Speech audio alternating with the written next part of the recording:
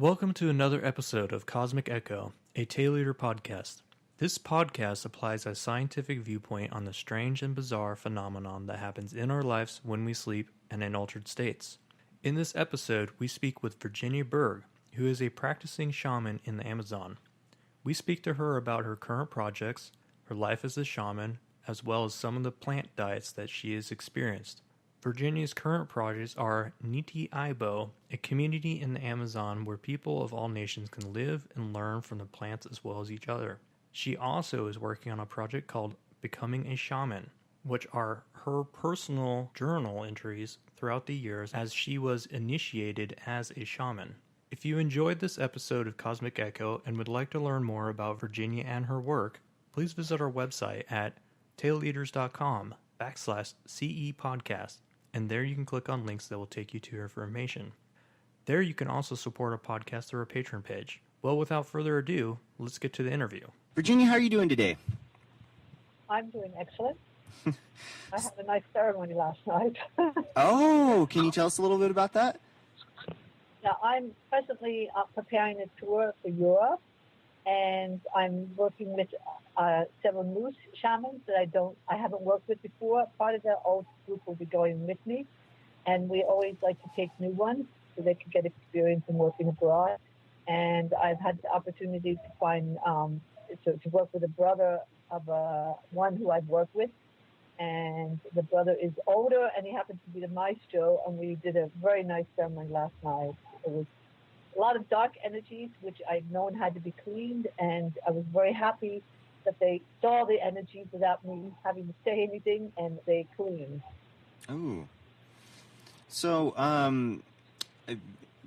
is that something that happens frequently where you'll see the dark energy and someone else won't, but in this particular case, they saw it too? Yeah, shamans have different capability levels. Momentarily, there's a lot of shamans down here. It's a bit of a touchy subject because the business of ayahuasca is tending more and more in the direction of commercialism, and some of the shamans that are cropping up aren't really shamans. So you have to be careful who you work with. You have to know who you work with, and you have to be careful that they're really working in an upright, correct manner. And if you don't have any experience in this, you don't know what to expect. You don't even know what are the basic things that are needed in a ceremony. And if you aren't trained, you don't see. And so generally when I work with a new shaman, I don't tell them about my background. They should be able, if it's a good shaman, he should be able to see that I've dieted, what plant I've dieted, should see my energy, and he should see what I'm capable of doing or not doing. And if he can't do that, then he's not an accredited shaman. So how did you start working with plant medicines? Actually, I come from a business background, and I had a dream, and it told me to go to Seven Oaks. So I Googled Seven Oaks, and it's a educational center in the United States, and they were offering a course in shamanism from the Michael Harner Foundation. This is an excellent course, which I took. And at that time, I had no experience, no knowledge about shamanism. They knew this, and they accepted me in spite of that. And I made my first experience there. From there, I had a second dream that told me to go to Peru and work with plants. I booked a flight and found the center and started working with plants. And the first time I drank, I had a lot of visions, which is not normal. It's not typical to have visions like first 10, 20 ceremonies that you have. That's something which many people do not know. And they realized that I was gifted in this area, and I knew I was home. And since then, I've been more or less down here studying the plants. Now, when you went to the Michael Harner Foundation, were they teaching how to induce trance via strictly drum work, or? They were working in drum work and energy levels. They do not work with plants. They give a well-founded and well-grounded basic educational level on shamanism in all areas, how to do soul retrieval and things like that. And I found it extremely useful, this course. I see. And so you did feel that the work that you did there translated well once you actually reached Peru. Yes, it translated very well, and I did also make the mistake, I have to say, that I did not think that they were shamans in the beginning because they're all Occidentals like me, and I didn't realize that an Occidental, I was very unknowledgeable. I did not know that an Occidental could also be a shaman. My direction is with the plants. That's clear for me. But there are also other directions in shamanism which are also acceptable and very high. You do not work with plants. You do not always have to work with the plants if you're in another direction. Okay. And so what plants have you worked with? I did originally a 1 year diet, and I worked with 4 plants, which I dieted the entire year: morosa, chai, tobacco, and pinon blanco. After that year, I took a 6-week break, and I didn't feel like I was really ready to work as a shaman. And I did a 2-year diet, working with approximately 12 different plants. One of them was Toi, Ayahuma, Arisacha cosmica, coca, chai, pinon blanco, tobacco, and morosa were added again, ajo sacho, matica. In the meantime, I've also done other diets, short ones for 3 months, including rosa, a red one and yellow one, and Rosa de Jericho, which is a very interesting plant and it's over 3,000 years old. It has incredible knowledge. And momentarily, I diet mandragora. And so when you go on a particular plant diet, for those who aren't familiar, what is your particular process? Well, there's several different processes. Basically, the diets that I did, the year and the 2-year diet, were traditional diets. These diets are very strict. You're in isolation. You have very little food. You basically, there's 4 types of fish you can eat, and chicken, and platanos, and that's it. There's nothing else. We got 1 fish a day and 3 platanos and a drink called chapo. That's a mixture of the smashed platanos with warm water. And there's no seasoning. You use no creams, lotions, toothpaste, soaps, or anything. You are isolated. You meet with your shaman. It's different between once a week to one time I didn't see for 5 months. You work with the plants alone. You take ayahuasca itself very seldom, and you work primarily on your own with the plants. They're very hard diets, and you go through all levels of your past and present and future lives, and they're very intensive emotionally. The shorter diets of 3 months are also, the food restrictions are the same, but you can work, and you're in a normal society, and you can balance the energy so that you're not as ultra sensitive to everything. The diets also definitely include no sexual activities, but also in a strict one, you have no contact with people who have salt. Oh, I see. And you say that it allowed you also to see past and future lives. Is that correct? Yes. You go through everything, and you travel in the sense that you are in trance situation without taking plants, without taking ayahuasca. For up to the longest trance period I had was 10 days. I was just basically in my tambo. Tambo is a house that's in the jungle. It's made a bit more comfortable for us in the sense that it's 4 meters by 5 meters, and it's closed in with mosquito netting. In that, you'll only have a bed, and you have a table, and no electronics. And I have 40 journals that I wrote during this time that I would be interested in finding someone who would support me to making them into a book, because it's just filled with a lot of fascinating and very useful information. I don't think books like that exist anywhere. And you just work with plants. That I would definitely read that book. That sounds very interesting. It's hard. So how would you? Very hard. Oh, sorry. Please go ahead. No, go. How would you convey an ayahuasca experience to people who have never had one? Okay. Every ayahuasca experience is different. And basically, there's some misconceptions concerning the ayahuasca experience that you take ayahuasca, you sit there, and you get lovely visions, and the shaman comes and sings to you. You chant Ikaros, that's the name of the chant, and then you go home healthy and happy. That is not true. Ayahuasca experience, in general, are a lot of hard work. You have to. It's good when you diet before, so the body's a bit clean, and you have to work too in the ceremonies, and you have to work after the ceremonies.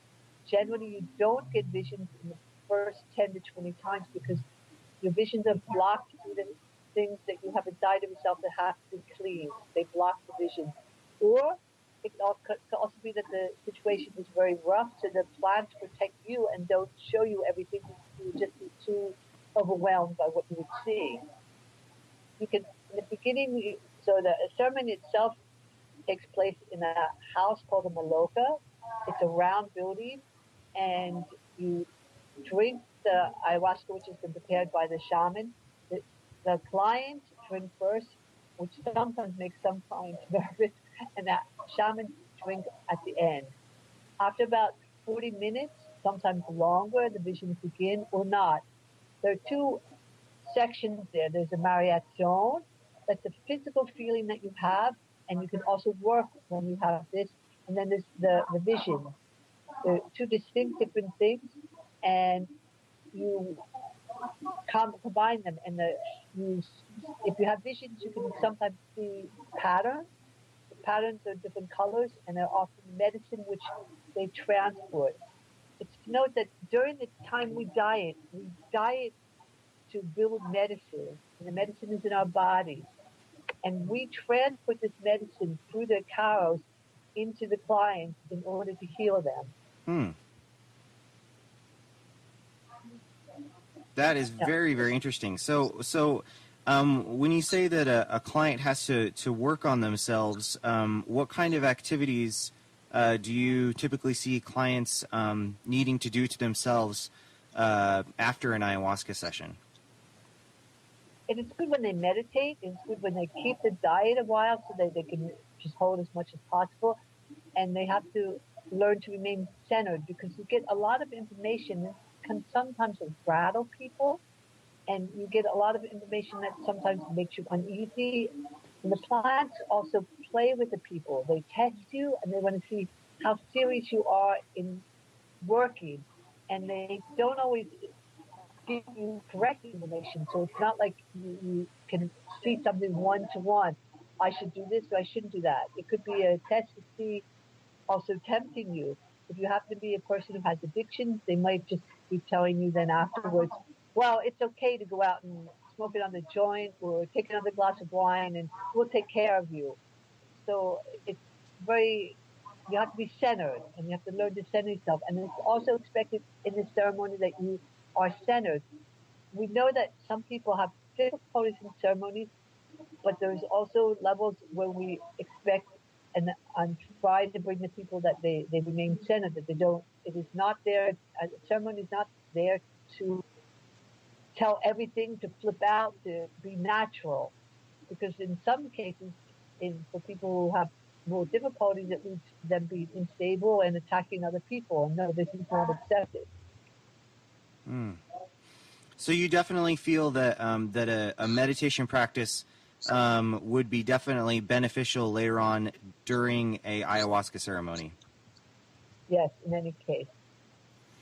Do you have any experience with dream work as well, or? Yes, I'm a dreamer.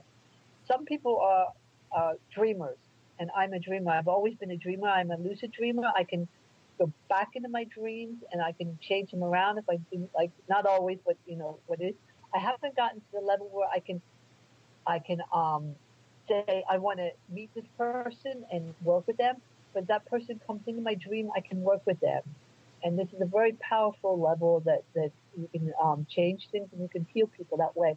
We also can do long distance healing once we work with a client.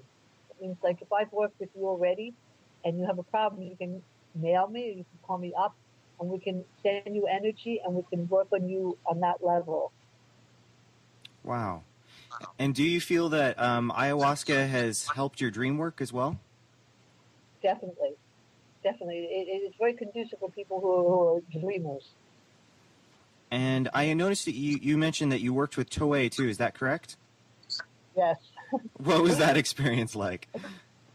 Toei is a very special plant, and it's not one that I would recommend to anyone to take or use unless they're in a controlled and supervised situation.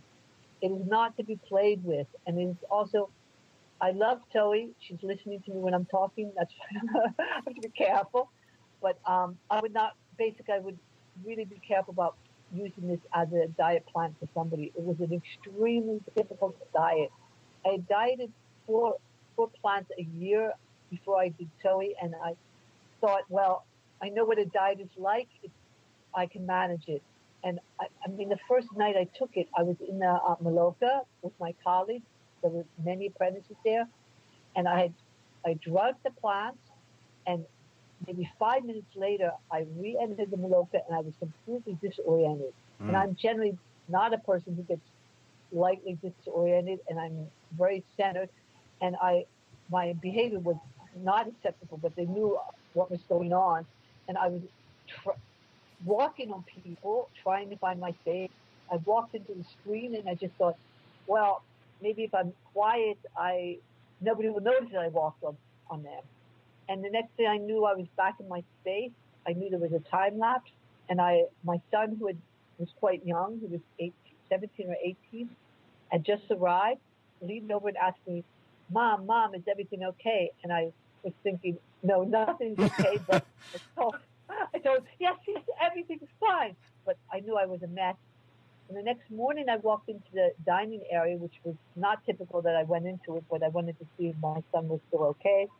And all the apprentices would say, one apprentice said, oh, you were very funny last night. And I just thought, what was funny? And they saw through the look of my face that I didn't know what was going on.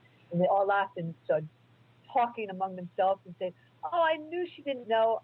And she didn't realize anything. I'm like, what didn't I realize? And apparently, I was just a bit aggressive, not my normal area. And the next night, my maestro told me to take the plants and go to my tambo and stay there and not leave it the next year. I went to the tambo. I took the plants. I was in my tambo. This was an open one that time, no screening, and it's only 4 meters by 5 meters, and you have only basics there. So I wake up, and I'm in my bed, and I think, fine, and I hear there's no chanting, so I know it's late, and I just, breathe and just touch my body, and I think, oh, something is not okay. I didn't have on the pajamas that I had. I mean, I'm not a person with a problem with nudity, but I didn't remember not taking them. I didn't remember taking them off. So I looked for my pajamas. They were nowhere in the tambo. I looked in the whole center. They were nowhere where you could think they could possibly be a place where you would take them off, like the Maloka, the shower, your friend's house, your son's cabin where you clothes, the swimming pool, nothing. And I got worried. And Toei spent the next year taking me out on journeys in the night. I would wake up in the middle of the jungle. I was later moved to the center alone, nobody around and no gates, no fences. And I would be really in the middle of the jungle with no clothes, no shoes, no flashlight, and not knowing where's my tambo. My maestro would say, why didn't you look at the stars and orient yourself? Well, couldn't find a place in the jungle that I could even see that many stars, so I couldn't orient myself. And I'm not a jungle person well enough to know how to orient myself with different trees and stuff and know the signs. And it was quite frightening. And this went on the entire 2 years. And it's really a heavy diet, and it's not without its dangers. And you have to know that in an ayahuasca ceremony, there's technically nobody dies in the ayahuasca ceremony. There's no after effects in the ceremony unless you happen to mix things that you shouldn't be mixing. Then you can have problems. But there are master plants, and Toei is one of them, who do kill people on diets. So warn, diets will only be done with an accredited shaman in a supervised situation. How has been your experience working with tobacco? Tobacco is very difficult on the stomach. You purge a lot, and it's a wonderful plant because tobacco is the only plant that I know of that congeals with every plant and brings all the plants together. The plants are like people. They have different personalities. Some are males and some are females and some are both. And some get along and some don't get along. So if you don't know what you're doing, you might be taking plants that just disagree with each other. Have you? I can't remember if you said this in your list, but have you had experience with San Pedro or Chuma? No, I don't work with them. Okay. They don't.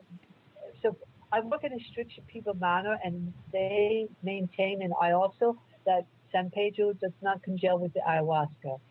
But we do respect people who work with only San Pedro. Not that we're against San Pedro. It's just that it's two different types of directions. So, in what way, if you could personify, would you say that that the feeling of San Pedro and ayahuasca disagree with each other? I can't say a lot about that because I personally haven't worked with San Pedro. I just know from all my colleagues that they say there's conflict. They choke each other. That means you wouldn't get the visions when you're working with the ayahuasca, and you wouldn't get the benefits of working with San Pedro. Although, I mean, I have met people who work with both of them and have no problems. So there's always caution to be used when listening to such an interview as this in absolutes. And I do not maintain that I know the truth of all truth. That is not at all the situation. So, what do you think let's see, this is a bit of a difficult question to phrase, but how do you feel about the plants moving out of these kind of more indigenous traditional settings and moving to the West, where possibly people don't really know what they're doing? There is a tradition of plants in the West as well. So I live in Europe, and I know several people have been dieting plants their whole life there, and they're just different plants. So in almost all cultures, you will be finding people who work with plants. I just happen to find the ones in Peru, and they hit me, and so I started working with the plants here. But there's not any reason to ignore the plants in your own country. It's often beneficial, and that's why I started dieting European plants, because it helps me more with the problems with the people in Europe dieting with these plants. So there's also a culture of plant medicine abroad. Would you say? Do you think that a culture of healing with ayahuasca would do okay outside of the Amazon? We work with it in places where it's legal and abroad. The ceremonies are different. They have to be a bit adjusted, and they're more intense, and the energy level is usually a lot more high and sometimes more aggressive than it is when you are working within the jungle. Optimal is in Peru, in the jungle, because you have the plants directly around you, have the atmosphere directly around you, and you can call them in, and you can connect them a lot easier and settle down the energy level that needs to be settled faster. And can you tell us a little bit about your center, actually? Well, we're a group of diversified people. Some of them are Shipigos and some of them are Occidentals. And I've been working on this project basically my whole life because I always had the dream of a intercultural village where people can live together, more sharing. And I also have experience in communal living and know the downfalls and the pitfalls in that, where it can lead very quickly to corruption and the problems with having common property as opposed to private property, and to the necessity for synthesis there. And we are in the process of purchasing a large piece of property so we can begin building, and we plan to begin building after I return from my next work abroad. And it will be village where people can live and work, and not only with the plant medicine. We want a normal village because a lot of us have families, and not all of our families are in the plant medicine. We like the diversification. The plants are also diversified, and we see the necessity for letting people live how they want to live and develop how they want to develop, to give them space to develop and not force them to develop if they don't want to, because not everybody wants to develop as far as other people, and that's okay too. So, what do you feel is your next move in your project? Concretely, the next move is we're purchasing the property, and we're creating a team of people coming down who will volunteer to help us with the building. It will be a self-sufficient village off the grid. And we have several friends who are experts in the field. We have several who are abroad now studying things that are needed, and they will be coming down here to make the concrete steps of building. And we forecast that probably in October we will be up and running to have clients come in. We will be living there right from the beginning, though, with our friends and family. Ooh. We also want to have enough space so that around us, so that people who want to move in and have their own private property, maybe build a house themselves, can be loosely connected with us. There'll be space for them, and also enough space to have enough gardens so we can produce the medicine plants that we need and a quality of medicine that we want, because it's getting to be more and more of a problem with having enough plants. I see. Well, is there anything that you would particularly like the audience to know, or anything that you'd really like to say? I would suggest that everybody who has the time do a year diet. Just find a space in your life and do it, because it's the most rewarding and most richly educational time you can have at all.